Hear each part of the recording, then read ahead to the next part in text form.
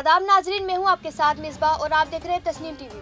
आज की हमारी इस खास पेशकश में हम बात करेंगे एक और अजीम शायर के बारे में, जिनका नाम है मिर्ज़ा गालिब। मिर्ज़ा असदुल्ला बेग खान उर्फ गालिब उर्दू और फारसी ज़बान के अजीम शायर थे। उन्हें उर्दू ज़बान का अब तक का सबसे बड़ा शायर समझा जाता है। गालिब को हिंदुस्तान और पाकिस्तान में एक अहम शायर के तौर पर माना जाता है। गालिब आगरा में एक फौजी पस मंज़र वाले ख़ानदान में पैदा हुए। उन्होंने अपने वालिद और चचा को बचपन में ही खो दिया था। गालिब की ज़िंदगी बुनियादी तौर पर उनके चाचा के बाद पेंशन से थी। वो बरतानवी ईस्ट इंडिया कंपनी में फ़ौजी अफसर थे।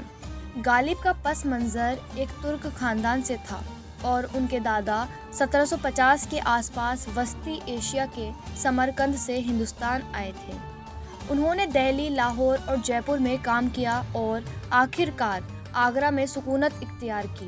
उनके वालिद लखनऊ के नवाब के साथ काम करते थे, लेकिन उनका इंतकाल 1803 में हो गया, जिसके बाद छोटे मिर्ज़ा की परवरिश उनके चचा ने की। मिर्ज़ा ने 11 साल की उम्र में शायरी शुरू की। मिर्ज़ा ने 13 साल की उम्र में उमराव बेगम से शादी की। मिर्ज़ा साहब ने लाहौर, जयपुर, दिल्ली में काम किया। बाद में आगरा आकर रहने लगे। वो अपनी हर तरकीब मिर्ज़ा या गालिब के नाम से लिखते थे, इसलिए उनका नाम मशहूर हुआ। 1850 ईस्वी में बहादुर शाह जफ़र के इक़्तिदार में आने के बाद मिर्ज़ा गालिब को चीफ दरबारी बनाया गया।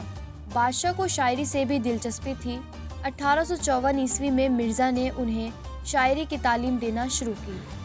1857 में जब मुग़ल फ़ौज को बरतानवी राज से शिकस्त हुई तो पूरी सल्तनत तबाह हो गई।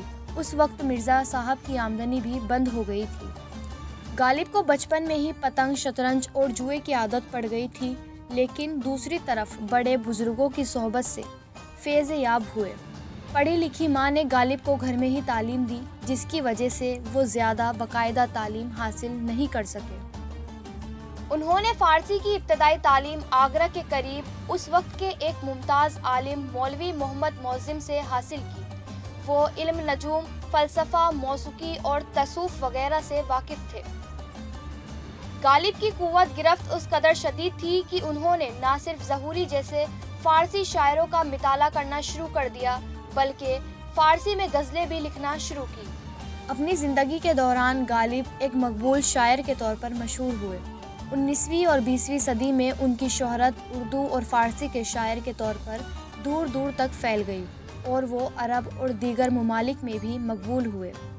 गालिब की शायरी में तड़प और निराला अंदाज़ है, जो पढ़ने वाले के जहन को आसानी से छू लेता है।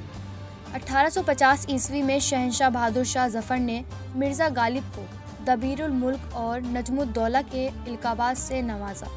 बाद में उन्हें मिर्ज़ा नौशा का खिताब भी मिला। वो शहंशाह के दरबार में एक अहम दरबारी थे। उन्हें बहादुर शाह जफ़र सानी के बड़े बेटे शहज़ादे फ़खरुद्दीन मिर्ज़ा का उस्ताद भी मुकर्रर किया गया। वो एक ज़माने में मुग़ल दरबार के शाही मोरक भी थे। मिर्ज़ा गालिब का इंतकाल 15 फरवरी 1869 को दिल्ली में हुआ। दिल्ली का पुराना घर जिसमें गालिब रहते थे उसे गालिब हवेली कहा जाता है और बाद में उसे यादगार में तब्दील कर दिया गया। दिल्ली के इलाके निज़ामुद्दीन में निज़ामुद्दीन औलिया के करीब गालिब का मकबरा बनाया गया। तो फिलहाल की हमारी इस खास पेशकश में बस इतना ही। मुझे दीजिए इजाज़त और देखते रहिए तस्नीम टीवी। अल्लाह हाफिज़।